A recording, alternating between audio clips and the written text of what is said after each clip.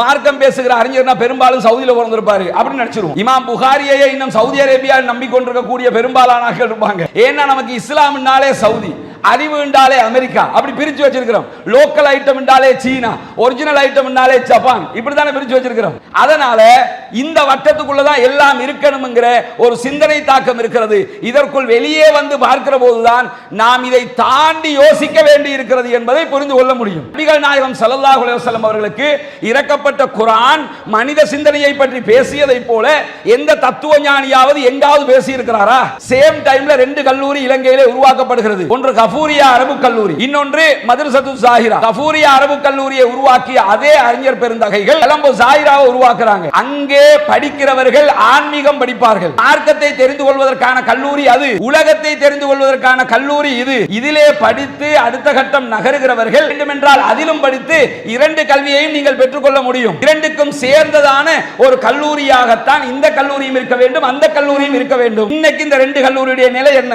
2025 தையல் மெஷினை தான் யோசிக்கணுமா? ஏன் நம்ம ஒரு கம்ப்யூட்டரை யோசிக்கல? ஏன் ஒரு லேப்டாப்பை யோசிக்கல? ஒரு ஐபேடை யோசிக்கல? இது மாதிரி ஒரு டிவைஸை வாங்கி கொடுத்து அவளுக்கு அதனுடைய அறிவை கொடுத்து அதனூடாக அவள் அடுத்த கட்டம் நகரட்டுமே என்று நம்ம ஏன் யோசிக்கல? நம்ம வட்டம் குறுகியது. தையல் மெஷின் வாங்குற காசை விட குறைவான காசுல நீங்க ஒரு லேப்டாப்பை வாங்கிடலாம். அவங்களுக்கு இந்த ஏஐ தொழில்நுட்பம் சார்ந்த சில விஷயங்களையும் கொடுக்க வேண்டிய சிலதையும் நம்ம கொடுத்துட்டோம்னாலே அவங்க அதை படிச்சு இன்றைக்கு இருக்கிற நவீன உலகத்துக்குள்ளாக வேண்டிய அளவுக்கு சம்பாதித்துக் கொள்ள முடியும். கற்பை அவர்கள் பாதுகாத்துக் கொள்ள முடியும். யாரிடத்திலும் எந்த ஒரு தேவைக்காக போய் நிற்க வேண்டிய நிர்பந்தமும் வராது. நாட்டில 15% நம்ம போதைப் பொருட்களை பயன்படுத்துறதுல 17% நம்ம இருக்கிறோம்.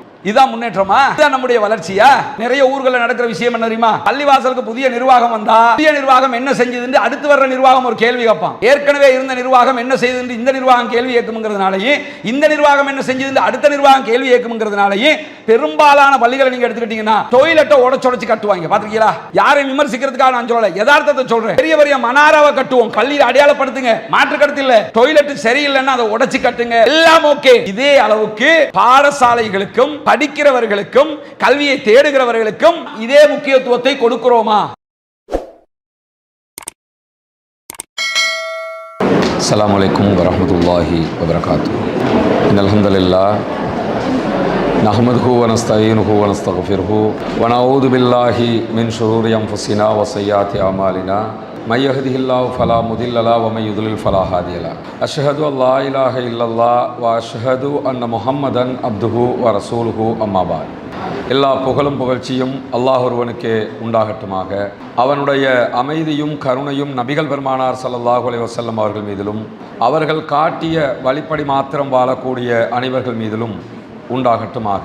பேரன்பு மிக்க சகோதரர்களே, சகோதரிகளே, நிகம்பு போர் தொட்ட பகுதிகளில் இந்த பாடசாலையில் நடைபெறக்கூடிய இந்த ஊரிலே கல்வி கற்று கல்வித்துறையில் சாதித்த மாணவர்கள், அதே போன்று இன்றைக்கு பல துறைகளிலும் சாதனையாளர்களாக இருக்கக்கூடிய சகோதரர்களுக்கான ஒரு விருது வழங்குகிற, அவர்களை கௌரவிக்கிற, அவர்களை பாராட்டுகிற ஒரு முன்னோடியான நிகழ்ச்சிக்கு கலந்து கொண்டு பேசுமாறு நான் அழைக்கப்பட்டிருக்கிறேன். இந்த நிகழ்ச்சியை பொறுத்தவரையில் இந்த நிகழ்ச்சியினுடைய ஏற்பாட்டாளர்கள் இந்த நிகழ்ச்சி ஏன் நடத்துகிறோம் என்கிற ஒரு செய்தியை என்னோடு பகிர்ந்து கொண்டார்கள். அந்த செய்தியை கேட்கும்போது உண்மையிலேயே மகிழ்ச்சியாக இருந்தது. ஏனென்றால் ஒரு ஊரினுடைய கல்வியலாளர்கள் ஒரு ஊரிலே இந்த உலக கல்வி மார்க்க கல்வி இரண்டுக்குமான முயற்சிகளை செய்யக்கூடியவர்களை கடந்த பல ஆண்டுகளாக அவர்களுக்குரிய வரவேற்புகள் வழங்கப்படவில்லை. எனவே நாங்கள் அவர்களை ஒட்டுமொத்தமாக அழைத்து கண்ணியப்படுத்துகிற, அவர்களுக்கு விருது வழங்கி அவர்களை பாராட்டுகிற நிகழ்வைத்தான் நடத்தப் போகிறோம் என்று சொல்லியிருந்தார்கள். ஏனென்றால் இந்த செய்திகளை பொறுத்தவரையில் குறிப்பாக இலங்கையினுடைய இஸ்லாமிய சமூகத்துக்கு மத்தியிலே பல பகுதிகளிலும் நடத்தப்பட வேண்டிய ஒரு நிகழ்ச்சியாக இந்த நிகழ்ச்சி இருக்கிறது. அதற்கான காரணம் என்னவென்று சொன்னால், நம்முடைய நாடு சுதந்திரம் பெற்றதிலிருந்து சுதந்திரத்திற்கு முன்பிருந்து இந்த நாட்டுக்காக, இந்த தேசத்திற்காக, நம்முடைய சமூகத்திற்காக அரும்பெரும் பாடுபட்ட ஒரு சமூகமாக இஸ்லாமிய சமூகம் இலங்கையிலே இருக்கிறது.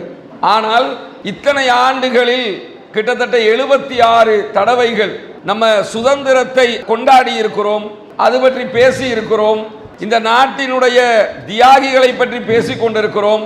இப்படி பலவிடுத்தம் பேசப்பட்டாலும் இந்த நாட்டுக்கும் இந்த மண்ணுக்கும் இஸ்லாமிய சமூகம் செய்திருக்கக்கூடிய தியாகங்கள், அல்லது நாம் செய்திருக்கக்கூடிய காரியங்கள் இதுவரைக்கும் உரிய விதத்தில் பேசப்படாமல் இருக்கிறது என்கிற ஒரு மனக்குறை எப்போதும் நமக்கு மத்தியிலே இருக்கிறது. அதற்கான காரணமாக நம்ம யோசிச்சு பார்த்தோம்னா எதை நம்ம முடிவுக்கு வரலாம் என்று சொன்னா, அவர்களுக்கு தெரிகிறதுக்கு முன்பதாக அது நமக்கு தெரியணும். நம்ம என்ன பண்ணிருக்கோம்ங்கிறது நமக்கே தெரியல. நம்முடைய சமூகத்தை சேர்ந்தவர்கள் என்ன செய்திருக்கிறார்கள் என்பதை நாம் அறிந்து கொள்ளவும் இல்லை, ஆவணப்படுத்தவும் இல்லை. அடுத்த கட்டத்திற்கு வரக்கூடிய சந்ததியினருக்கு அதை நாம் கற்றுக் கொடுக்கவும் இல்லை. அடுத்த தலைமுறையாக வரக்கூடியவர்கள் எப்படியெல்லாம் இருக்க போகிறார்கள், என்ன செய்ய போகிறார்கள் என்பதற்கான உரிய விதமான எந்த வழிகாட்டுதல்களையும் முறைப்படி பல ஊர்களும் கொடுக்க தவறிக்கொண்டிருக்கின்றன என்பதை நாம் கண்ணுக்கு முன்னால் பார்க்க முடியும். பொதுவாகவே நீங்க எடுத்துக்கிட்டீங்கன்னா, ஒரு ஊர்ல ஒரு மருத்துவத்துறையில ஒரு மாணவர் கல்வி கற்று மருத்துவராக வெளியே வருகிறார் என்று சொன்னால், வெளியே வரும் வரைக்கும் அதை கற்று அவர் அதற்கான தியாகங்களை செய்து அதனுடைய பின்னணி லைஃபை நீங்க எடுத்து பார்த்தீங்கன்னு சொன்னா, அவரும் அவருடைய குடும்பமும் மாத்திரம்தான் பெரும்பாலும் அதற்கு பின்னால் இருப்பார்கள். ஒரு சில ஊர்களில் ஊரினுடைய பின்னணி இருக்கும், அந்த தேசத்தில் இருக்கக்கூடிய மக்களுடைய பின்னணி இருக்கும். ஆனா பெரும்பாலும் எடுத்துக்கிட்டோம்னா, போற்றப்படுகிற வரைக்கும், அந்த போற்றுதலை பெற்றுக் கொள்ளுகிற வரைக்கும் அவன் மாத்திரம்தான் போராட வேண்டி இருக்கிறது. இங்கே போராடுவதற்கு, அருகிலே நிற்பதற்கு நாங்கள் இருக்கிறோம் என்று சொல்வதற்கு கூட ஆட்கள் இல்லாத நிலை இருக்கிறது. இந்த நிலை மாற்றப்படுகிற போது கண்டிப்பாக நம்ம என்ன செய்யலாம்னா, இந்த சமூகம் யார், நாம் யார் என்பதை இந்த உலகு கண்டுகொள்ள முடியும். ஏன்னா இந்த உலகத்தில் இன்னைக்கு இருக்கக்கூடிய பல டெக்னாலஜிகளுக்கு அடிப்படை ஃபவுண்டேஷன் அமைத்து கொடுத்த ஒரு மக்கள் குழுவாக இஸ்லாமியர்கள் இருக்கிறார்கள். ஆனால் பேசப்படாத குழுவாக இருக்கிறது. உதாரணமாக இன்றைக்கு மருத்துவத்துறையை நம்ம எடுத்துக்கிட்டோம்னா, மருத்துவத்துறையில் படிக்கக்கூடிய மாணவர்களாக இருந்தாலும் சரி, எந்த துறையில் படிக்கக்கூடிய மாணவர்களாக இருந்தாலும் சரி, அவிசன்னா என்ற ஒரு அறிஞனை பற்றி பேசப்படும். அவிசன்னா என்றொருவர் இருந்தார், அவர் மருத்துவத்தின் மேதையாக இருந்தார், அவர்தான் இந்த மருத்துவத்தின் தந்தையாக இருக்கிறார். கடந்த 200 ஆண்டுகளுக்கு முன்பு வரைக்கும் மெடிசின்ல அடிப்படை புத்தகமாக வைக்கப்பட்டது அவிசன்னாவினுடைய புத்தகங்கள். இந்த அவிசன்னா என்ற பெயரில் ஒருவர் இருக்கிறார். அவிசன்னா என்றுதான் இன்றைக்கு கற்றுக் கொடுக்கப்படுகிறார். அவிசன்னா என்றால் யார் என்றால் அவிசன்னா என்று மட்டும்தான் தெரிகிறது. இவர் யார் என்கிற அடிப்படை எத்தனை பேருக்கு சொல்லிக் கொடுக்கப்பட்டது? அலி இப்னு சீனா என்கிற ஒரு அறிஞர் இன்றைக்கு அவிசன்னா என்கிற பெயரால் அழைக்கப்படுகிறார். கேட்டா ஏதோ ஒரு பிரிட்டிஷ்காரரா இருப்பார் போல, ஒரு இங்கிலீஷ் பேசக்கூடியவரா இருப்பார் போல, கொஞ்சம் ஸ்டைலான பேர் இருக்குது. ஏன்னா அவிசன்னான்னு வச்சிருக்கிறாங்கல்ல. ஏன்னா நம்முடைய மென்டாலிட்டி எப்படி இருக்குன்னு கேட்டா, சிந்தனை தாக்கம் எப்படி இருக்குன்னு கேட்டா, படிச்சவன் பூரா அமெரிக்கால இருப்பான், படிச்சவன் பூரா வெஸ்ட்ல இருப்பான், அறிவாளிகள் பூரா அமெரிக்காவிலையும் வெஸ்ட் நாடுகளையும் மட்டும்தான், யூரோப் நாடுகளில் மட்டும்தான் இருப்பாங்க என்று நம்மளுக்கு நாமளே திருப்தி பட்டு கொண்டு இருக்கிறோம். உண்மையான நிலை அதுதானா? படிச்சவன் பூரா அமெரிக்காவில் இருக்கிறானா? எந்த நாட்டிலேயாவது படிச்சுட்டு போய் அமெரிக்காவில் இருக்கிறானா? அதைத்தான் நம்ம யோசிக்கணும். எங்கேயாவது ஒரு நாட்டில் படிப்பாங்க, எங்கேயாவது ஒரு நாட்டில் வளர்ந்து வந்துருவான், ஆனா அமெரிக்காவில் போய் செட்டில்ட் ஆகுவான். அந்த நிலையை நம்ம புரிஞ்சுக்கிட்டோம்னாலே இந்த சமூகம் மட்டுமல்ல, எந்த சமூகமும் முன்னால் வந்துவிட முடியும். இன்றைக்கு உலகத்தையே வியாபித்துக் கொண்டிருக்கக்கூடிய ஆர்டிபிஷியல் இன்டெலிஜென்ஸ், ஏஐ தொழில்நுட்பத்தினுடைய முன்னோடிகளாக இருக்கக்கூடியவங்க எல்லாரையுமே நீங்க பெரும்பாலும் எடுத்து பார்த்தீங்கன்னா அமெரிக்காவுக்கே சம்பந்தம் இல்லாதவர்கள். ஆனா அமெரிக்கா கையிலே வைத்துக் கொண்டிருக்கிறது. கடைசியாக டொனால்ட் ட்ரம்ப் ஜனாதிபதியாக தெரிவு செய்யப்பட்டதற்கு பிறகு ஆர்டிபிஷியல் இன்டெலிஜென்ஸை வளர்க்க வேண்டும் என்று சொல்லி 500 பில்லியன் USD அதற்காக ஒதுக்கி இருக்கிறார். நம்ம இங்க உட்கார்ந்துகிட்டு இலங்கையில ஒரு ஏரியாவில் ஒரு ஊர்ல உட்கார்ந்துகிட்டு என்ன யோசிப்போம்னா, அடே 500 பில்லியன் USD ஏஐ என்ற ஒரு தொழில்நுட்பத்துக்காக இவர் ஒதுக்குறாரே, இவருக்கு என்ன நடக்குது, என்ன பிரச்சனை இவருக்கு என்ன நம்ம யோசிச்சுக்கிட்டு இருப்போம். ஆனா ஒதுக்கியவர் அவர். ஒதுக்குவதற்கான காரணமாக இருந்தவர்கள் யார்? இன்றைக்கு நாம் தொழில்நுட்பமாக பார்க்கிற கூகுளாக இருந்தாலும் சரி, சமூக வலைதளங்களாக இருந்தாலும் சரி, அதனுடைய மேல்மட்டத்தில் இருக்கக்கூடியவர்கள் பெரும்பாலானவர்கள் இந்தியர்களாக இருக்கிறார்கள். அதே மாதிரி சர்வதேச அளவில் இருக்கக்கூடிய பல ஊடகங்களுடைய பல முக்கியஸ்தர்களாக இருக்கக்கூடியவர்கள் இலங்கையை சேர்ந்தவர்களும் இருக்கிறார்கள். ஆனால் அறியப்படாமல் இருக்கிறார்கள். எப்படி அறியப்படாமல்? ஒன்றோ அறியப்படுவார்கள் வேறு ஒரு பெயரில், அல்லது அறியப்படாமலேயே இருப்பார்கள். ஒன்னும் அவிசன்னா மாதிரி வேற பேர்ல பார்க்கப்படுவோம், இல்லைன்னு சொன்னா ஆளே அட்ரஸ் இல்லாம இருப்போம். பேரை கேட்டு ஆள் யாருன்னு தேடி பார்த்தா தான் அட இந்த ஒரு சவுத் ஏசியாவில் ஒரு நாட்டில் எங்கேயோ இருந்த ஒரு ஆளு என்று கண்டுபிடிக்கப்படுகிறது. காரணம் என்னன்னா, நம்ம உள்ளத்துல நம்மளே போட்டு வச்சிருக்கிறோம், அறிவாளிகள் பூரா அங்கிருந்து தான் வருவாங்க. அப்படித்தானே? ஒரு மார்க்கம் பேசுகிற அறிஞர்னா பெரும்பாலும் சவுதியில் பிறந்திருப்பாரு அப்படின்னு நினைச்சிருவோம். இமாம் புகாரியை இன்னும் சவுதி அரேபியா நம்பிக்கொண்டிருக்கக்கூடிய பெரும்பாலான ஆட்கள் இருப்பாங்க. இமாம் முஸ்லிம் எடுத்துக்கிட்டு அவரும் அங்கதான் நினைச்சுக்கிடுவாங்க. ஏன்னா நமக்கு இஸ்லாம்னாலே சவுதி, அறிவு என்றாலே அமெரிக்கா, அப்படி பிரிச்சு வச்சிருக்கிறோம். லோக்கல் ஐட்டம் என்றாலே சீனா, ஒரிஜினல் ஐட்டம் என்றாலே ஜப்பான், இப்படித்தானே பிரிச்சு வச்சிருக்கிறோம். அதனால இந்த வட்டத்துக்குள்ளதான் எல்லாம் இருக்கணும்ங்கிற ஒரு சிந்தனை தாக்கம் இருக்கிறது. இதற்குள் வெளியே வந்து பார்க்கிற போதுதான் நாம் இதை தாண்டி யோசிக்க வேண்டி இருக்கிறது என்பதை புரிந்து கொள்ள முடியும். ஏன்னா உலகத்தில் இருக்கக்கூடிய பல வேதங்கள், பல தத்துவங்கள், பல பேர் சொன்ன கருத்துக்கள் என்று பலதையும் நீங்கள் பார்க்க முடியும். எந்த கருத்துக்களை பார்த்தாலும், எந்த தத்துவங்களை பார்த்தாலும் திருமறை குர்ஆனுடைய தத்துவத்திற்கு நிகரான எந்த தத்துவத்தையும் யாரும் சொல்ல முடியாது.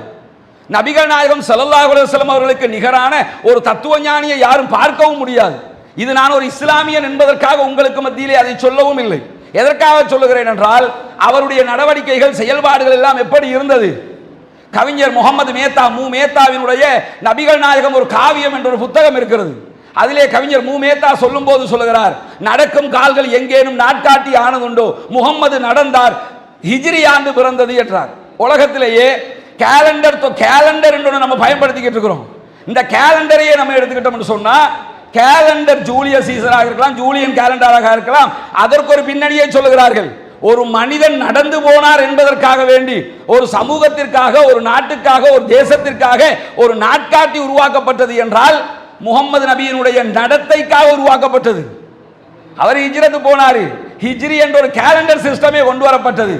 சில விஷயங்களை தேவையில்லாமல் செய்த காரணத்தினால் நம்முடைய பெருமையையும் நாம் இழந்து நிற்கிறோம். இன்றைக்கு நாம் பயன்படுத்துகிற எந்த முறையான கணித முறையாக இருந்தாலும் சரி, கணிதத்தில் பயன்படுத்தக்கூடிய நம்பர்ஸாக இருந்தாலும் சரி, அதனுடைய உரிமையாளர்கள் நாம். என்ன பார்க்கிறோம், அழகா ஒன்றை கண்டுபிடிப்பாங்க, எதையாவது ஒன்று செஞ்செடுப்பாங்க, அதை எவனாவது உரிமை கோரும்போது நீ வச்சுக்க, நாங்க வேற ஒன்று செஞ்சுட்டு போயிடறோம். இதானே நம்முடைய சிந்தனை. அந்த சிந்தனையிலிருந்து நம்ம வெளிவர வேண்டி இருக்குது. அது வெளியே கொண்டு வந்தது இஸ்லாமிய மார்க்கத்தினுடைய அடிப்படையாக இருக்கக்கூடிய திருமறை குர்ஆன். நபிகள் நாயகம் ஸல்லல்லாஹு அலைஹி வஸல்லம் அவர்களுக்கு இறக்கப்பட்ட குர்ஆன் மனித சிந்தனையை பற்றி பேசியதை போல எந்த தத்துவ ஞானியாவது எங்காவது பேசி இருக்கிறாரா அப்படின்னு பார்த்தோம்னு சொன்னா, கண்டிப்பாக எங்கேயுமே யாரும் பேசவில்லை என்பதையும் நாம் உணர்ந்து கொள்ள முடியும். குர்ஆன்ல நம்ம பார்த்தோம்னா பல இடங்கள்ல சிந்தனையை பற்றி பேசுகிறான். இந்த குர்ஆனை நீங்கள் சிந்திக்க மாட்டீர்களான்றே கேட்கிறான். பொதுவாக ஒரு தத்துவம் என்ன சொல்லும் தெரியுமா, நீ எதென்றாலும் கேட்டுக்க, இதை சிந்திச்சிடாத. பிலாசபியினுடைய அடிப்படை என்னன்னு கேட்டா, நீங்க இப்படி ஒன்று சொன்னீங்களே அது சரியா, அது உங்களுக்கு தேவையில்லை, நான் சொன்னா கேட்டுக்கிறதுக்கு. ஏன்னா நான் சொன்னதை நீங்க கேட்டா மட்டும்தான் அடுத்த கட்டம் போக முடியும். நான் சொன்னது எப்படின்னு யோசிக்க வந்தீங்கன்னா அது பிரச்சனைக்கு வழிவகுக்கும். உலகத்தில் இருக்கக்கூடிய எல்லா பிலாசபிக்கும் அடிப்படை இதுதான். ஆனா இஸ்லாம் சொன்ன பிலாசபியினுடைய அடிப்படை என்ன தெரியுமா, நான் சொன்னதையும் நீங்க யோசிச்சு பார்க்கணும். இது சரிதானா, கரெக்டா இருக்குதா, அதை சிந்திச்சு பாருங்க.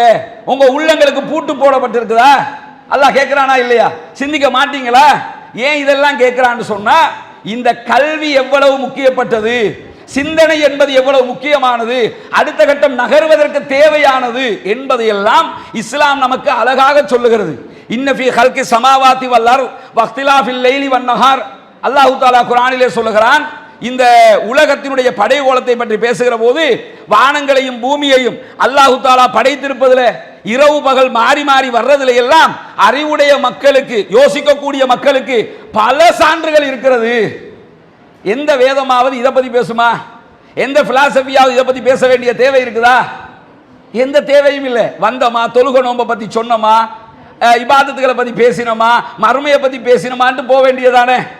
அதை தாண்டி இஸ்லாம் என்ன சொல்லுதுன்னா, வானம் பூமி இந்த உலகத்தினுடைய செயல்பாடு இதை பற்றி சிந்திக்கிற மக்களுக்கு பல சான்றுகள் இருக்குதுன்னு உங்களுக்கு தெரியாதா? அப்ப என்ன அர்த்தம்னா, சிந்திக்கணும், யோசிக்கணும் என்பதற்காக இஸ்லாம் இப்படிப்பட்ட விவகாரங்களை நமக்கு கற்றுத்தருகிறது. ரசூலுல்லாஹ்வுக்கு முதலாக இறக்கப்பட்ட வசனமே அதுதானே. முதல்ல ஒரு நபி என்று ஒருவர் தேர்ந்தெடுக்கப்படுகிறார், அவருக்கு கொடுக்கப்பட வேண்டிய உபதேசமாக எது இருக்க வேண்டும் என்று நம்ம நினைப்போம். நபியே நீங்க தொழுங்க, என்ன வணங்குங்க, எனக்கு இபாதத்து பண்ணுங்க, ஹஜ்ஜிக்கு போங்க, நோன்பு பிடிங்க, இதை பத்தி அல்லாஹ் பேசல. படிப்பீராக, ஓதுவீராக, இக்ராங்கிறத தானே சொன்னா. இதுல இருந்து நம்ம புரிய வேண்டியது என்ன, நம்முடைய அடிப்படை கல்வியை பற்றியது. இஸ்லாம் என்பது கல்விக்குரிய முக்கியத்துவம் வழங்கக்கூடியது. இந்த அடிப்படையில் நம்முடைய முன்னோர் மிக தெளிவாக இருந்தார்கள். நம்ம தெளிவாக இல்லை என்பதைத்தான் நாம் புரிய வேண்டும். உதாரணமாக இலங்கையில் இருக்கக்கூடிய ஜாகிரா கல்லூரிகள். இந்த கல்லூரிகளுடைய மூலமாக இருப்பது கலம்போ ஜாகிரா. இந்த ஜாகிராக்களுக்கு மத்தியிலே ஒரு செயின் கிடையாது. ஆனா பேரளவுல பேருண்டு இருக்குல்ல, கலம்போ ஜாகிரா, கல்முன ஜாகிரா, கம்பல ஜாகிரான்னு பேர்ல இருக்குது. ஆனா இந்த எந்த கல்லூரியும் ஒன்றோடு ஒன்று தொடர்பு பட்டது இல்லைதான். இந்த கலம்போ ஜாகிரா என்பது எதற்காக உருவாக்கப்பட்டது? அது மதரசத்து ஜாகிரா, மதரசாவோட பேர்ல தான் மதரசத்து ஜாகிராண்டி ஏன் உருவாக்கினாங்கன்னா, அது அரபி கல்லூரியா இருக்கணும்ங்கிறதுக்கு இல்ல. சேம் டைம்ல ரெண்டு கல்லூரி இலங்கையிலே உருவாக்கப்படுகிறது. ஒன்று கஃபூரியா அரபு கல்லூரி, இன்னொன்று மதரசத்து ஜாகிரா. கஃபூரியா அரபு கல்லூரியை உருவாக்கிய அதே அறிஞர் பெருந்தகைகள் இந்த பக்கம் வந்து என்ன பண்றாங்கன்னு சொன்னா, இந்த கலம்போ ஜாகிராவை உருவாக்குறாங்க. எதுக்காக உருவாக்குறாங்கன்னா, அங்கே படிக்கிறவர்கள் ஆன்மீகம் படிப்பார்கள், மார்க்கத்தை தெரிந்து கொள்வதற்கான கல்லூரி அது, உலகத்தை தெரிந்து கொள்வதற்கான கல்லூரி இது. இதிலே படித்து அடுத்த கட்டம் நகருகிறவர்கள் வேண்டுமென்றால் அதிலும் படித்து இரண்டு கல்வியையும் நீங்கள் பெற்றுக்கொள்ள முடியும். இரண்டுக்கும் சேர்ந்ததான ஒரு கல்லூரியாகத்தான் இந்த கல்லூரியும் இருக்க வேண்டும், அந்த கல்லூரியும் இருக்க வேண்டும். ஆனா இன்னைக்கு இந்த ரெண்டு கல்லூரியுடைய நிலை என்ன, அதை நம்ம யோசிக்கணும்ல. இலங்கையில் வரக்கூடிய ரிசல்ட்ஸ்களை எடுங்க, ஏஎல் ரிசல்ட் அல்லது ஓஎல் ரிசல்ட். இந்த ரிசல்ட் எடுத்தோம்னா ஒரு 10 பாடசாலைகள், முன்னணி பாடசாலைகள் பட்டியலை போடுவானா இல்லையா? இப்ப சில திருத்தங்கள் நான் நினைக்கிறேன் எதிர்காலத்தில் வர இருக்குது, அரசாங்கம் கொண்டு வர இருக்கு. இந்த பட்டியல் எல்லாம் பெரும்பாலும் இப்ப இந்த ஸ்காலர்ஷிப்ல அந்த முன்னால எத்தனை மார்க்ஸ் எத்தனை பேர் எடுத்தாங்கிற அந்த மாதிரி லிஸ்ட்டுகளை வெளியிடுறதை தவிர்த்து இருக்கிறாங்க. அது குழப்பத்தால தவிர்த்தாங்க. ஆனா உண்மையிலே தவிர்க்கப்பட வேண்டியதுதான், மாற்று கருத்து இல்லை. ஆனாலும் இந்த ஏஎல் அல்லது ஓஎல் இந்த பரீட்சைகள்ல முதல் 10 இடங்களை பிடிக்கக்கூடிய பாடசாலைகள் என்கிற பட்டியல் கொடுக்கப்படுகிறதா இல்லையா? இந்த பட்டியல்ல ஒரு 10 ஆண்டுகளுக்குள்ளாக இலங்கையில எந்த இஸ்லாமிய முஸ்லிம் பாடசாலைகளாவது இடம் பிடித்திருக்கிறதான்னு தேடி பாருங்க. எங்கேயுமே இல்லை. கலம்போ ஜாகிரா இருக்கா? இல்ல. அல்லது கம்பல ஜாகிரா இருக்கா? இல்ல. அல்லது உங்க ஊர்ல ஒரு கல்லூரி இருக்குதா? இல்ல. ஆனா பல ஊர்களில் தேசிய பாடசாலைகள் இருக்குது, நேஷனல் ஸ்கூல்ஸ் இருக்குது, பேருகள்ல பெரிய பெரிய ஸ்கூல்கள் இருக்குது. ஆனா இந்த 10க்குள்ள எந்த ஸ்கூலுமே கிடையாது, எந்த ஸ்கூலுமே வரல. ஆனா நீங்க பாத்தீங்கன்னா சிங்கள சகோதரர்களுடைய பாடசாலைகள் அந்த இடங்களை பிடித்துக் கொண்டே வந்தது. இறுதியாக ஒரு மகிழ்ச்சி என்னன்னு கேட்டா, ட்ரிங்கோமலே சண்முகா வித்யாலயம் அதற்குள் வந்திருக்கிறது. இறுதியாக வெளியான அட்வான்ஸ் லெவல் ரிசல்ட்டுக்குள்ள ட்ரிங்கோமலே சண்முகா வந்திருக்கிறது, தமிழ் பாடசாலை. எதுக்காக சொல்ல வர்றேன்னு கேட்டா, பெரும்பான்மை சமூகத்தினர் படிக்கிறார்கள், நாம் படிக்கவில்லை என்கிற குறைக்காக மட்டுமல்ல, பொறாமைப்பட வேண்டிய இடம் இது. கல்வியில் தான் நாம் பொறாமைப்பட வேண்டும். அவர்கள் படிக்கிறார்கள் என்றால் நாம் ஏன் படிக்கவில்லை? நம்முடைய முன்னோர்கள் இப்படி இருக்கவில்லையே. இலங்கைக்கு சுதந்திரம் கிடைக்கிற நேரம், இலங்கைக்கு சுதந்திரம் எப்படி கொடுக்கப்பட போகிறது என்கிற ஒரு கேள்வி எழுந்து கொண்டிருக்கக்கூடிய நேரம், நாடே தத்தளித்துக் கொண்டிருக்கிறது. டிஎஸ் சேனாநாயக்க தலையிலே கையை வைத்துக் கொண்டிருக்கிறார். ஏன்னா ஒரு பக்கம் இலங்கைக்கு சுதந்திரம் கொடுப்பதற்கு ஏகாதிபத்தியம் தயாராகிவிட்டது. இதே நேரத்தில் சுதந்திரத்தை பெற்றுக்கொள்வதற்கு இங்கிருக்கக்கூடிய நன்மக்களும் தயாராக இருக்கிறார்கள். என்ன பிரச்சனை இருக்கு தெரியுமா? 3 சமூகம் இருக்கிறது நாட்டுக்குள், பெரும் சமூகமாக. ஒன்று, பெரும்பான்மை சிங்கள சகோதரர்கள் இருக்கிறார்கள், அவங்க நாட்டுக்கு சுதந்திரம் வேணும் நிற்கிறாங்க. இரண்டாவதாக தமிழ் சமூகத்தினுடைய பொன்னம்பலம் ராமநாதன், பொன்னம்பலம் அருணாச்சலம் போன்ற தலைவர்கள் எல்லாம் எங்களுக்கு தமிழ் தரப்புக்கான தனித்தீர்வு வேண்டும் என்று தனியாக அவர்கள் நின்று கொண்டிருக்கிறார்கள். டிஎஸ் சேனாநாயக்க என்ன யோசிக்கிறார்னா, ஒரு பக்கம் இவங்க கேட்கிறாங்க, ஒரு பக்கம் பொதுவான நாட்டுக்கான சுதந்திரம். இப்ப முஸ்லிம்கள் என்ன கேட்க போறாங்க? இப்ப அவங்களும் கேட்பாங்கல்ல. கேட்டா இப்ப நம்ம என்ன பண்றது? அவங்களுக்கு வடக்கு, இவங்களுக்கு கிழக்கு, நமக்கு தெற்குன்னு முடிவெடுக்கிறதா? சுதந்திரத்திற்கான நேரம் இது. அழைத்து பேசுகிறார். டிபி ஜாயா போன்ற தலைவர்களை அழைத்து டிஎஸ் சேனாநாயக்க கேட்கிறாரு, உங்களுக்கு என்ன வேணும்? நாட்டுக்கு சுதந்திரம் கிடைக்க போகுது, கிடைச்சா சுதந்திரத்தை நம்ம எடுத்துக்கிறோமா, அல்லது உங்களுக்கு என்ன வேணும் அதை நீங்க சொல்லுங்க அப்படின்னு கேட்கும்போது, நம்முடைய தலைவர்கள் என்ன சொன்னார்கள் தெரியுமா? எங்களுக்கு ஒன்றுமே வேணாம், நாங்கள் ஒட்டுமொத்த இலங்கைக்கு கீழாக ஒரு சமூகமாக இருப்பதற்கு தயாராக இருக்கிறோம், எங்களுக்கு அது வேணும் இது வேணும் எதையுமே நாங்க கேட்க ரெடி இல்லை, சுதந்திரத்தை மட்டும் எடுத்துக்கிட்டு வாங்க. தலைவலி குறைஞ்சிருச்சு. ஆனா அடுத்த சகோதரர்கள் அவர்களுக்கு தேவையானதை கேட்டுக்கொண்டிருந்தார்கள். அது கிடைத்ததா கிடைக்கவில்லையா என்கிற சர்ச்சைக்குள்ள எல்லாம் நான் போகல. இது எதுக்காக சொல்ல வர்றேன்னா, இப்ப இருக்கிற கொழும்புல இருக்க செக்ரட்டரியேட் இருக்குதா இல்லையா? செக்ரட்டரியேட்டுக்குள்ள நம்ம போனோம்னா, முன்பகுதியால உள்ள போனீங்கன்னு சொன்னா, உள்ள இந்த நாட்டுக்காக தியாகம் செய்தவர்களுடைய சிலைகள் அப்படியெல்லாம் வச்சிருக்கிறாங்க.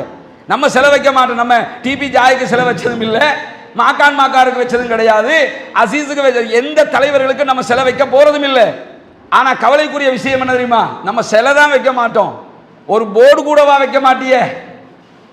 எவ்வளவு ஒரு தியாகத்தை நம்ம பண்ணி இருக்கிறோம். நாட்டினுடைய பங்கு கேட்டவர்களுக்கு எட்டி பார்க்கிற அளவுக்கு சிலை இருக்கிறது. பொன்னம்பலம் ராமநாதனாக இருந்தாலும் சரி, யாராக இருந்தாலும் இன்றைய சமூகம் பார்க்கும் போது இந்த பின்னணி வரலாறு தெரியாமல் அதை பார்க்க போகிறார்கள். ஆனால் நம்மள யாரா எங்கேயாவது ஒரு போட்டோவாவது, ஒரு ஒரு ஒரு எழுத்திலேயாவது இவர்களுடைய தியாகம் ஒரு கல்வெட்டாவது இல்லையான்னு சொல்லி தேடி பார்த்தா எங்கேயுமே இல்லை. அவங்களும் வைக்கல, நம்மளும் வைக்க சொல்லல, நம்ம சமூகத்துக்கும் இது தெரியல, யாருக்கும் தெரிய போவதும் இல்லை. எவ்வளவு ஒரு முக்கியமான விவகாரம். இதுக்கு நிறைய சகோதரர்கள் உதவி பண்ணியிருக்கிறாங்கம்மா. உள்நாட்டில் வெளிநாட்டில் எல்லா பகுதிகளில் இருந்து நாங்கள் யூடியூப்பில் பலஸ்டைனை பற்றி பேசுகிற நேரத்தில் அதுக்கு இடையில் இந்த விளம்பரத்தை பண்ணித்தான் எடுத்துகிட்டு வந்து இந்த வீட்டுகளை நம்ம பண்ணுறோம். சரியா? வந்து பாருங்கள், வீடை முதல்ல நீங்கள் பாருங்கள், காட்டுவோம் வாங்க.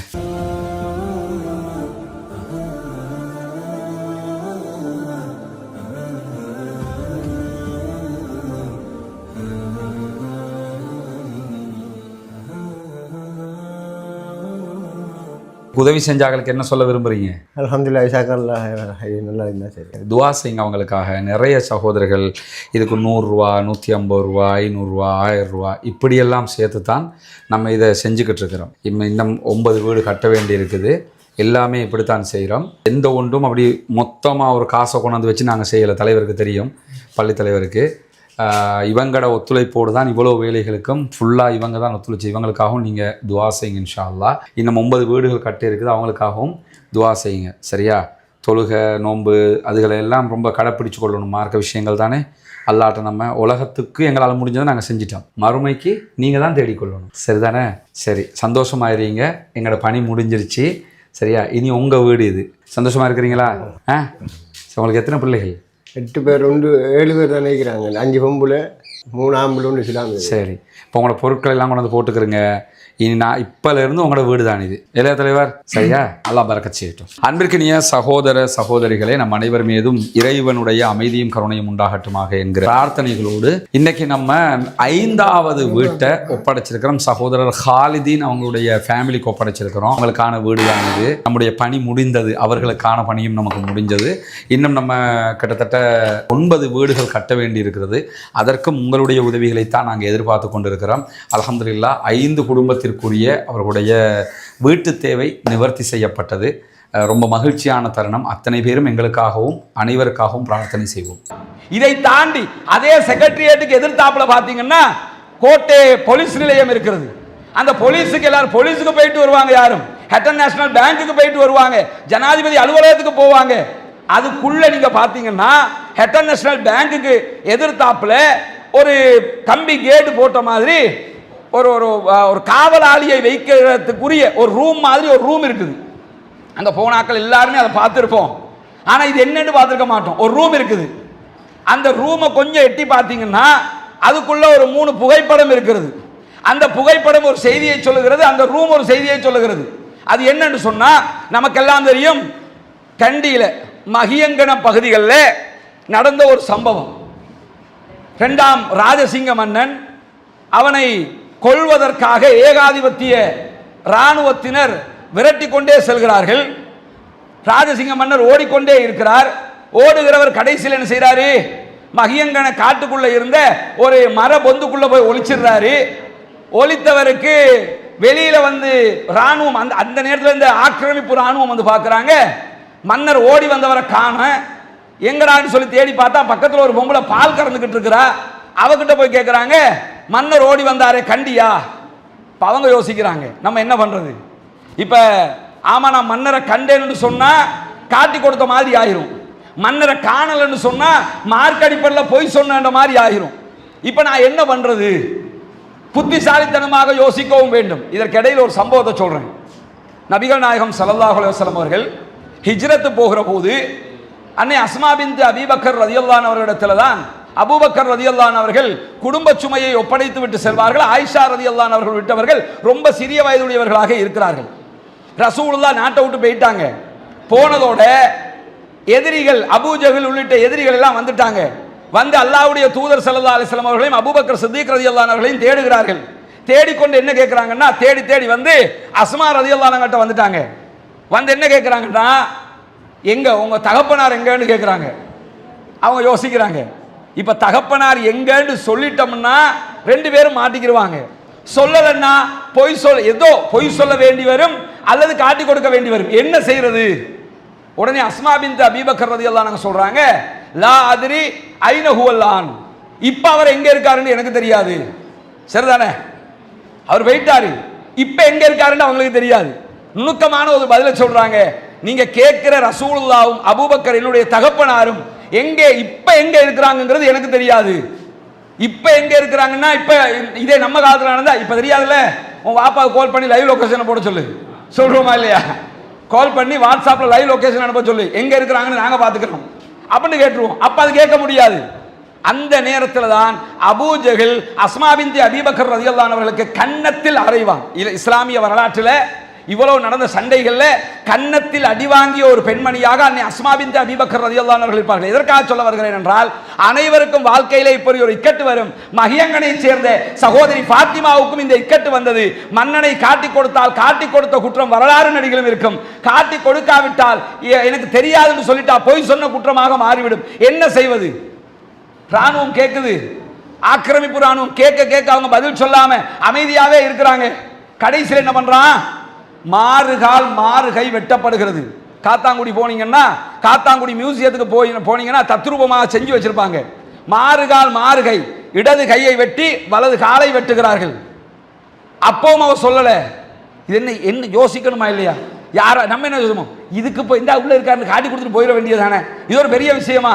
அன்றைக்கு அவர்கள் காட்டி கொடுத்திருந்தால் இன்று வரைக்கும் நாம் காட்டி கொடுத்த சமூகம் என்றுதான் வரலாற்றில் அறியப்பட்டிருப்போம். தாங்குறா கடைசியில அவரை அந்த ஃபாத்திமாவை கொல்லுகிறார்கள், கொலை செய்கிறார்கள். கொலை செய்ததற்கு பிறகு எல்லாரும் கலைஞ்சு போயிடுறாங்க. வெளியே வர்றாரு மன்னர். வந்து பார்த்தா ஃபாத்திமா இரத்த கரை படிந்த இரத்தங்கள் நிறைந்த அந்த இடத்துல செத்து போய் இருக்கிறார்கள். அப்பதான் அவர் சொன்னார், மா ரெக்கலே என்றாரு. அந்த இடத்துல சொன்ன வேர்டு தான் மா ரெக்கலே, என்னை பாதுகாத்த ரத்தமேன்னாரு.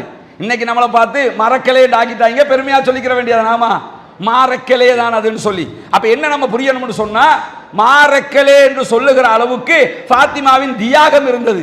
இதற்கும் கொழும்பிலே இருக்கிற அந்த ரூமுக்கும் என்ன தொடர்புன்னு சொன்னா, பிற்பட்ட நாட்களில் இவர் அரெஸ்ட் பண்ணிடுவாங்க. அந்த யுத்தம் தொடர்ந்து போகுது. கண்டியில ஒட்டுபந்திய யுத்தம் நடைபெற்றது. ஒட்டகப்போர், ஒட்டகத்தில் கண்டியிலே யுத்தம் நடைபெற்றதாக வரலாறு சொல்லுகிறது. டாக்டர் சுக்ரி அவருடைய புத்தகத்தில் கூட அதை மென்ஷன் பண்ணி இருப்பாரு. அந்த அளவுக்கு தியாகங்களை செஞ்சு இருந்த சமூகம் இறுதியில மன்னர் கைது செய்யப்பட்டு கொழும்பிலே கொண்டு வந்து அடைக்கப்பட்ட இடம் தான் இன்றைக்கு நம்ம பார்க்கிற அந்த ஏதோ ஒரு செக்யூரிட்டி ரூம் மாதிரி இருக்கும். எட்டி பார்த்தீங்கன்னா அதுக்குள்ளே போட்டிருப்பான். இதுக்குள்ளதான் மன்னரை கொண்டு வச்சிருந்தாங்க. அங்கிருந்தா கொழும்பு போர்ட் வழியாக அவரை வேலூர் ஜெயிலுக்கு இந்தியாவுக்கு கொண்டு போனாங்க. வேலூர் ஜெயிலில் வச்சு தான் அவர் மரணிக்கிறார் கடைசியில். இது எதுக்காக சொல்ல வர்றேன்னா, நான் சொன்ன இந்த சம்பவம் 1980 காலப்பகுதிகளில் இருந்து இலங்கையினுடைய பாட புத்தகத்தில் 3ஆம் ஆண்டு தமிழ் பாட புத்தகத்தில் பாடமாக இருந்தது. இன்னைக்கு இருக்குதா? மூத்தவங்க எல்லாரும் அதை படிச்சிருப்பீங்க. நானே படிச்சேன் படிக்கிற காலத்தில். பாட புத்தகத்தில் இருந்த வரலாறு, தமிழ் பாட புத்தகத்தில் குழந்தைகளுக்கே இந்த வரலாறு இருந்தது. இன்னைக்கு வரலாறு புத்தகத்தில் இல்லை, தமிழ் பாட புத்தகத்திலும் இல்லை, வரலாற்று புத்தகத்திலும் இல்லை. எங்கேயாவது கேட்டோமா? யார் தூக்கினான்றதை கேட்டோமா? ஏன் இல்லாமல் ஆக்கினீங்கன்றதை கேட்டோமா? நம்ம வரலாறு எங்க போச்சுங்கிறத பார்த்தோமா? ஏன்னா நமக்கு இது ஒரு பெரிய விஷயமாகவே இல்லை. வரலாறு தெரியாத சமூகம் தன்னுடைய எதிர்காலத்தை தீர்மானிக்க முடியாது. நமக்கு இந்த வரலாறு தெரியல, தெரிந்திருந்தாலும் அதுக்குரிய ஆதாரத்தை பாதுகாக்கல, பாட புத்தகத்தில் இருந்ததே நம்ம தக்க வச்சுக்கல. இனி எப்படி நம்முடைய அடுத்த கட்டத்தை நாம் நகரப் போகிறோம்? எனவே கல்வி என்பது சாதாரணமான ஒரு விஷயமும் அல்ல. நம்முடைய முன்னோர்கள் அதை சாதாரணமாக கடந்து செல்லவும் இல்லை. சுதந்திரம் கிடைக்கிறதுக்கு பிறகும் அந்த காலகட்டத்திலையும் நீங்க பார்த்தீங்கன்னு சொன்னா, நம்முடைய நாட்டிலே உருவாகிய பத்திரிகைகள், முஸ்லிம் நேஷனாக இருக்கலாம், இஸ்லாம் மித்திரனாக இருக்கலாம், இந்த பத்திரிகைகளை பயன்படுத்தி தான் சுதந்திர போராட்ட வேட்கையை நம்முடைய தலைவர்கள் உருவாக்கினார்கள். ஆனால் இன்றைக்கு அதுவெல்லாம் மறந்து போயிருக்கக்கூடிய ஒரு நிலையாக இருக்கிறது. பாடசாலைகளாக இருந்தாலும் மதரசாக்களாக இருந்தாலும் வளமையான ஒரு கல்வியை புகட்டுகிற வேலையை மாத்திரம் செய்யக்கூடிய நிறுவனங்களாக இருக்கிறது. அது மாற்றத்திற்கு உள்ளாக வேண்டும். இன்னைக்கு நீங்க பாருங்க, உலகத்தில் மாறி வரக்கூடிய உலகத்தில் எப்படியான மாற்றங்கள் நிகழ்கிறது? ஆச்சரியமான மாற்றங்கள். உதாரணமா ஓப்பன் ஏஐ உருவாக்கினாங்க. ஆனா அது என்ன வேலை செய்யும் என்று சொன்னா ஆர்டிபிஷியல் இன்டெலிஜென்ஸ் என்று ஏன் அதுக்கு பேர் வச்சிருக்காங்கன்னா, செயற்கை நுட்பத்தை அது உண்டாக்கும். மனிதன் எப்படி சிந்திப்பானோ அது மாதிரி அதை மெஷினை சிந்திக்க வைக்கணுங்கிறதுக்காக கண்டுபிடிக்கப்பட்டது. முதல் கட்டமாகவே 500 பில்லியன் USD அளவுக்கு செலவழிச்சு செஞ்சாங்க. ஒரு அப்ளிகேஷன் தான், பார்த்தா போன்ல இப்படி ஒரு அப்ளிகேஷனா இருக்கும். அதுக்கான செலவு எவ்வளவு? 500 பில்லியன் USD. 500 பில்லியனை புரிஞ்சுக்கிறோமா, நம்ம நாட்டில் சுதந்திரம் கிடைச்சதுல இருந்து நமக்கு இருக்கக்கூடிய கடன் வெறும் 67 பில்லியன். நம்ம நாட்டில் கடன் தொகை எவ்வளவு தெரியுமா? 67 பில்லியன் அமெரிக்க டாலர்கள். ஓப்பன் ஏஐக்கு செலவழிக்கப்பட்டிருப்பது 500 பில்லியன் அமெரிக்க டாலர்கள். அந்த பில்லியன் அப்ப எவ்வளவு பெருமதிங்கிறத புரிஞ்சுக்கிறதுக்காக சொல்றேன். இவ்வளவு செலவழிச்சு ஓப்பன் ஏஐ மூலமாக இந்த சாட் ஜிடிபியை செயல்படுத்தி போட்டாங்க. போட்டுட்டு ஜோ பைடனுடைய கவர்மெண்ட் புதிய திட்டம் ஒன்றை கொண்டு வந்தாங்க. இதுக்கு முன்னாடி இருந்த அமெரிக்க ஜனாதிபதி இந்த ஓப்பன் ஏஐக்குரிய சிலிக்கான் சம்பந்தப்பட்ட எந்த ஒரு உபகரணங்களையும் சீனாவினுடைய யாருக்கும் விற்கக்கூடாது. யாருக்குனாலும் கொடுத்துக்க, சைனாக்கு கொடுத்துறாத. ஏன்னா மேற்கு நாடுகள் என்ன யோசிக்கும்னா, சைனாக்கு, வடகொரியாவுக்கு, ஈரானுக்கு, இந்த நாடுகளுக்கு போயிடக்கூடாது இந்த தொழில்நுட்பம் வச்சிருந்தாங்க. கடைசியில் என்ன ஆகுதுன்னு கேட்டா, இந்த சட்டத்தை பாராளுமன்றத்தில் அவங்க காங்கிரஸ்ல கொண்டு வந்து பாஸ் பண்றதுக்கு முன்பதாக டீப்சீக் என்கிற ஒரு சைனாவினுடைய கம்பெனி, சீனாவினுடைய நிறுவனம் 50,000க்கு மேற்பட்ட மெமரி சிப்புகளை வாங்கிடுறாங்க. இந்த ஓப்பன் ஏஐக்குரிய மெமரி சிப்புகளை காசு கொடுத்து அவன் வாங்கிட்டான். அதை வாங்கி வச்சாலும் ஒரு கண்டுபிடிப்புக்கு போதுமான தேவையான எந்த ஒரு விவகாரமும் அங்கே இல்லை. அதை வச்சுக்கிட்டு ஒன்றும் பண்ண முடியாது. அப்ப என்ன பண்றாங்க? சீனான்னா நம்முடைய உள்ளத்துக்கு வர்றது என்ன? எல்லாம் லோக்கல் ஐட்டம் அதானே. ஆனா இன்னைக்கு எப்படி ஆயிடுச்சு தெரியுமா? சீனா தான் ஒரிஜினல் ஐட்டம். ஒரே ஒரு அப்ளிகேஷனால உலகமே மாறிச்சு. என்ன செய்யறான்னு கேட்டா, இந்த டீப்சீக் கம்பெனி தனியாக ஓப்பன் ஏஐ சோர்ஸுக்கு நிகரான ஆர்டிபிஷியல் இன்டெலிஜென்ஸ் மூலமாக இதே மாதிரி ஒரு அப்ளிகேஷனை தயாரிக்கிறான். நீங்க இதுல போய் கேட்கிற கேள்விகளுக்கு என்ன பதில் வருமோ அதை விட தரமான பதில் அதுல வருது. ஜலாலுத்தீன் ஜங்கி என்று ஒருத்தர் இருக்கிறாரு. நீங்க ஓப்பன் ஏஐல போய் ஜலாலுத்தீன் ஜங்கியை பத்தி தேடினீங்கன்னு சொன்னா என்ன ரிசல்ட் வருமோ அதை விட அதிகமான ரிசல்ட் டீப்சீக்ல வரும். எதுக்காக இதை சொல்ல வர்றேன்னு சொன்னா, கண்டுபிடிப்புகள் மாறுகிறது. எப்படி மாறுகிறது? 500 பில்லியன் USD செலவழித்து கண்டுபிடித்த ஒரு கண்டுபிடிப்பை வெறும் 54 மில்லியன், ஒரு பில்லியன் கூட கிடையாது, 54 மில்லியனை செலவழித்து ஒரு மிகப்பெரிய ஒரு தொழில்நுட்பத்தை சைனாவினுடைய ஆய்வாளர்கள் உருவாக்கி விட்டார்கள். இது மூளைக்கு கொடுக்கப்பட்ட வேலை, கல்விக்கு கொடுக்கப்பட்ட முக்கியத்துவம். இன்னைக்கு முழு உலகமும் தத்தளிச்சுக்கிட்டு இருக்குது. அதுக்கு பிறகு அலிபாபா ஒரு கம்பெனியினுடைய ஒரு சோர்ஸை வெளியிடுறாங்க, பலரும் வெளியிட்டுக்கிட்டே இருக்கிறாங்க. ஆனா இதெல்லாம் தூக்கி சாப்பிட்டது எது? Open AI. ஒரே நாள் அமெரிக்காவினுடைய பொருளாதாரம் கீழே சரிகிறது, இதுவரைக்கும் இல்லாத இழப்பை சந்திக்கிறது. எல்லாவற்றுக்கும் பின்னணி அறிவை பயன்படுத்தினார்கள், கல்விக்கு முக்கியத்துவம் கொடுத்தார்கள். எனவே நாம் செய்ய வேண்டிய பணி என்னன்னா, இந்த கல்விக்கு முக்கியத்துவம் கொடுப்பது, அடுத்த கட்டத்திற்கு நகர்றது. உதாரணத்துக்காக ஒன்று சொல்றேன். இந்த நம்ம சமூகத்தில் நிறைய விதவைகள் இருக்கிறார்கள், விடோஸ் இருக்கிறாங்க. நீங்க விதவைகளை அதிகமாக கொண்ட சமூகம் எதுன்னு தேடி பாருங்க. நாட்டுக்குள்ள நம்ம வெறும் ஒப்பீட்டளவில் 10%. அதுக்கு பிறகு இந்த சென்செக்ஸ் எல்லாம் குறைவாக நடைபெற்றதுனால இப்போ எடுத்து பார்த்தா ஒரு 15% இருப்போம்னு வச்சுக்கிறோம். 15% இருக்கிற நம்முடைய மற்ற கெப்பாசிட்டி எப்படி இருக்கு தெரியுமா? நாட்டுக்குள்ள நம்ம 15%, ஆனால் போதையில் 17%. நாட்டில் 15% நம்ம போதை பொருட்களை பயன்படுத்துறதுல 17% நம்ம இருக்கிறோம். இதுதான் முன்னேற்றமா? இதுதான் நம்முடைய வளர்ச்சியா? யோசிக்கணுமா இல்லையா? 15% இருக்கக்கூடிய நாம் இவ்வளவு தூரம் இந்த மாதிரியான ஒரு செயல்பாடுல இருக்கிறோம்னா இதற்கு காரணம் என்ன? இதை தடுப்பதற்கு வழி என்ன? உலகத்திற்கே இஸ்லாம் சொன்ன மாதிரி போதையை தடுக்கிறதுக்கு யாராவது வழிகாட்டியிருப்பாங்களா?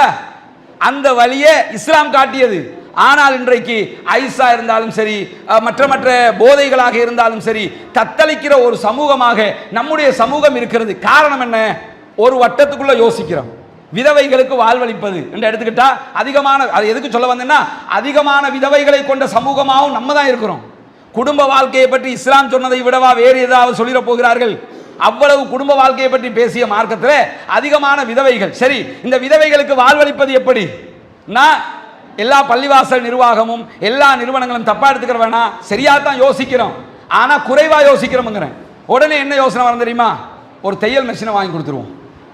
நம்ம நினைக்க பொதுவாக என்ன நம்ம நம்ம அது அடுத்த கட்டமாக தானே, ஒரு தையல் மிஷினையாவது வாங்கி கொடுத்து அவள் தைச்சி ஏதாவது பொழைச்சிக்கிட்டு போகட்டும் இப்படி யோசிக்கிறோம். ஏன் ஒரு கம்ப்யூட்டரை வாங்கி கொடுப்ப முடியும் யோசிக்கலை?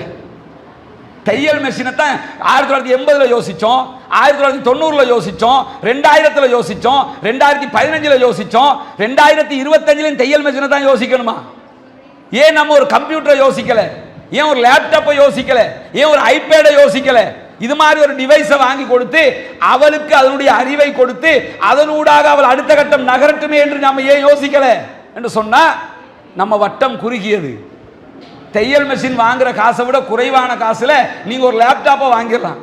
அவங்களுக்கு இந்த ஏஐ தொழில்நுட்பம் சார்ந்த சில விஷயங்களையும் ஏதோ எடிட்டிங் சார்ந்த சில விஷயங்களையும் அவங்களுக்கு கொடுக்க வேண்டிய சிலதையும் நம்ம கொடுத்துட்டோம்னாலே அவங்க அதை படித்து இன்றைக்கு இருக்கிற நவீன உலகத்துக்குள்ளாக வேண்டிய அளவுக்கு சம்பாதித்துக் கொள்ளவும் முடியும், கற்பை அவர்கள் பாதுகாத்துக் கொள்ளவும் முடியும், யாரிடத்திலும் எந்த ஒரு தேவைக்காக போய் நிற்க வேண்டிய நிர்பந்தமும் வராது. ஆனால் நம்ம அதை யோசிக்க மாட்டேங்கிறோம். இந்த கட்டத்தோடு நின்றுக்கிட்டு இருக்கிறோம். அடுத்த கட்டம் நகராம இருக்கிறோம்.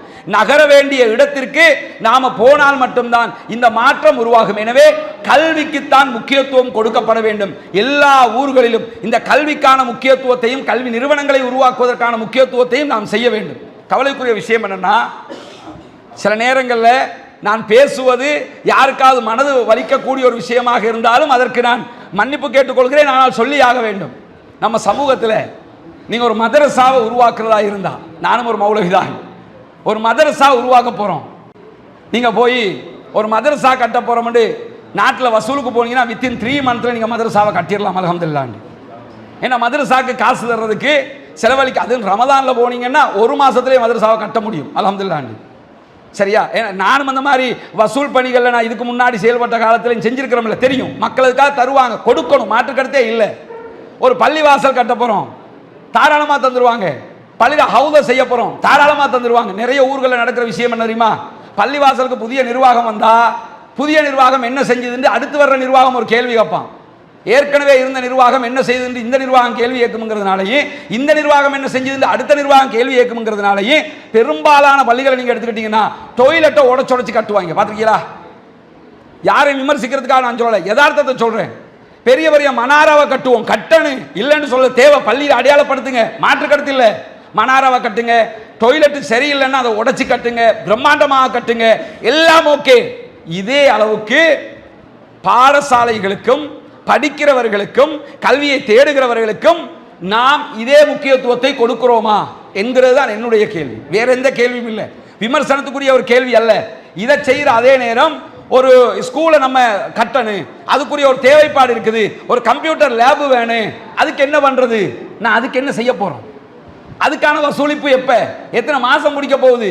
ஒரு ஒரு ஒரு 10 மில்லியன் காசை நம்ம வசூல் பண்ணணும்னு சொன்னா 10 மாதம் தேவைப்படுகிறது பாடசாலைகளுக்கு. என்னன்னா அது மட்டும்தான் இபாதத்துன்னு நினைச்சுக்கிட்டு இருக்கிறோம். அது மட்டும் இபாதத் அல்ல. பத்ர் போரிலே கைதானவர்களை என்ன செய்ய வேண்டும் என்கிற ஒரு கேள்வி வருகிற போது அந்த நேரத்தில் நபிகள் நாயகம் ஸல்லல்லாஹு அலைஹி வஸல்லம் அவர்களுக்கு சொல்லப்பட்ட ஆலோசனைகளில் ஒன்று என்னவென்று சொன்னால், கைது செய்யப்பட்டவர்களில் யாரெல்லாம் கல்வியலாளர்களாக இருக்கிறார்களோ அவர்களை வைத்து நம்முடைய பிள்ளைகளுக்கு கல்வியை புகட்டுவோம். அந்த கல்வியலாளர்கள் யாரா இருந்திருப்பாங்க? மார்க்க கல்வியலாளர்களா? பிடிச்சவங்க பூரா எதிர்த்தரப்புல இருந்து கைது பண்ணியிருக்கிறாங்க. அவங்க மார்க்க கல்வியலாளர்கள் இல்லை, உலக கல்வியலாளர்கள். அவங்கள வச்சு நம்ம பிள்ளைகளுக்கு உலக கல்வியை புகட்டுவோம்னு தானே யோசிச்சிருப்பாங்க. அப்படி என்றால் இந்த உலக கல்வி என்பது இந்த உலகத்தில் நமக்கு தேவையான ஒன்று, அதுவும் இபாதத்து என்பதை நாம் புரிய வேண்டும். சொல்ல வர்றேன்னா, யுத்த நேரம் போன் யூஸ் பண்ணணும் அவங்களுக்கு, ஆனா சார்ஜர் இருக்குது, சார்ஜ் பண்ண இடம் இல்லை, எல்லாத்தையும் அடிச்சு நொறுக்கிட்டான். காசாவில் இருந்த ஒரு பெண் பொறியியலாளர், இவ்வளவு சம்பவம் வெளியே வந்து இவ்வளவு நியூஸ் வருது, நான் 500 நாளா நியூஸ் வந்துச்சு, எல்லாத்தையுமே அடிச்சு நொறுக்கி இருக்கிறான். அந்த மக்கள் டிக்டாக் யூஸ் பண்றாங்க, அந்த மக்கள் டெலிகிராம் யூஸ் பண்றாங்க, அந்த மக்கள் சமூக வலைதளங்களை யூஸ் பண்ணாங்க. யுத்தத்துக்கு மத்தியில் எப்படி யூஸ் பண்ணாங்க? செல்போனை எப்படி சார்ஜ் பண்ணாங்கன்னா, ஒரே ஒரு லேடி, அவ இன்ஜினியரிங் படிச்சவ, என்ன பண்ணான்னு கேட்டா எல்லா பகுதிகளையும் ரஃபாவுல தொடங்கி சென்ட்ரல் காசா, நார்த் காசா, பைத்துலாகியா எல்லா பகுதிகளிலுமே ஒவ்வொரு இடத்தை தேர்ந்தெடுத்து போன் சார்ஜர், போனை சார்ஜ் பண்றதுக்கு சொல்லி சூரிய சக்தியினூடாக கண்ணாடி, உடைஞ்ச கண்ணாடிகளை பயன்படுத்தி கரண்ட் எடுத்து கொடுத்தான். இத்தனை 500 நாட்களாக ஒவ்வொரு பகுதியிலையும் ஃபோன் ஒரு கூட்டமாக போய் ஃபோனை சார்ஜ் பண்ணி எடுத்துக்கிடுவாங்க, திருப்பி போய் சார்ஜ் பண்ணி எடுத்துக்கிடுவாங்க. கிட்டத்தட்ட 6 இடங்கள்ல ஃபோன் சார்ஜ் பண்றதுக்கு ஒரு பொம்பளை, ஒரு பெண் பொறியியலாளர் செய்து கொடுத்த ஒரு திட்டம் இது. எதனால் நடந்தது? அவருக்கு இருந்த அந்த தொழில்நுட்ப அறிவு, அவருக்கு இருந்த அந்த ஆற்றல். வெறும் 10 வருஷம் ஒரு திட்டத்தை கொண்டு வந்தாங்க. 10 ஆண்டுகளுக்குள்ளாக நம்மள இருக்கிற அத்தனை பேரும் படிக்கணும், எல்லாத்தையும் தெரியணும். ஒரு யுத்தம் வரப்போகுது, வந்ததுன்னா நம்மளை அடிச்சு நொறுக்குவாங்க, என்ன வந்தாலும் எப்படி அதை பாதுகாக்கிறது எல்லாத்தையும் ப்ரீ பிளான் பண்ணிக்கிட்டு 10 ஆண்டுகள் இடைவிடாமல் 25 லட்சம் மக்கள் தங்களுடைய கல்விக்காக உழைத்தார்கள். உலகத்தில் கேம்பிரிட்ஜில் படிக்கணும்னு நினைப்போம், காசாவில் அளிக்கப்பட்ட அஸ்ஹர் யூனிவர்சிட்டிக்கு நிகராக கேம்பிரிட்ஜ் வராதுங்கிறத ஏன் சொல்றேன்னு கேட்டா, 500 நாட்கள் அற்பமான ராணுவம் என்று அறியப்பட்ட ஒரு ராணுவம் மாபெரும் ராணுவத்தை வென்றிருக்கிறது. அதிலும் குறிப்பாக ஏஐ தொழில்நுட்பத்தை பயன்படுத்தி காசாவில் 1000க்கும் மேற்பட்ட மாணவர்கள் கொல்லப்பட்டிருக்கிறார்கள். மிஸ்டேக் அட்டாக்ங்கிறாங்க. ஏஐ தொழில்நுட்பம் தந்த தவறான தகவல்கள்ல நாங்கள் கொன்று விட்டோம் என்று இன்றைக்கு இஸ்ரேல் சொல்கிறது. ஆனால் அவங்க ஏஐ தொழில்நுட்பத்தையும் பயன்படுத்தலை, அதை மிஞ்சிய தொழில்நுட்பத்தை பயன்படுத்தி தங்களுடைய நாட்டுக்காக போராடினார்கள். எதுக்கு இதை சொல்ல வர்றேன்னா, அந்த சமூகம் இங்கு இருக்கக்கூடிய நமக்கு ஒரு மிக பெரும் படிப்பினை. அவர்கள் கல்விக்கு என்ன முக்கியத்துவம் கொடுத்தார்கள், அவர்கள் மார்க்கத்துக்கு என்ன முக்கியத்துவம் கொடுத்தார்கள், எல்லா முக்கியத்துவத்தையும் நாம் எடுத்து பார்க்கிற போது நமக்கு இருக்கக்கூடிய பலமும் வளமும் அதிகமானது. இதை பயன்படுத்தி நாம் அடுத்த கட்டம் நகர முடியும். எனக்கு பேசுவதற்கான இந்த வாய்ப்பு கிடைத்தமைக்கு இறைவனுக்கு நன்றி சொல்லிக் கொள்கிறேன். அதே நேரம் இதற்கான வாய்ப்பை தந்த குறித்த அமைப்பினருக்கும் என்னுடைய நன்றிகளையும் வாழ்த்துக்களையும் தெரிவித்துக் கொள்கிறேன். வாஹ் தவானா அல்ஹம்துலில்லாஹி ரப்பில் ஆலமீன்.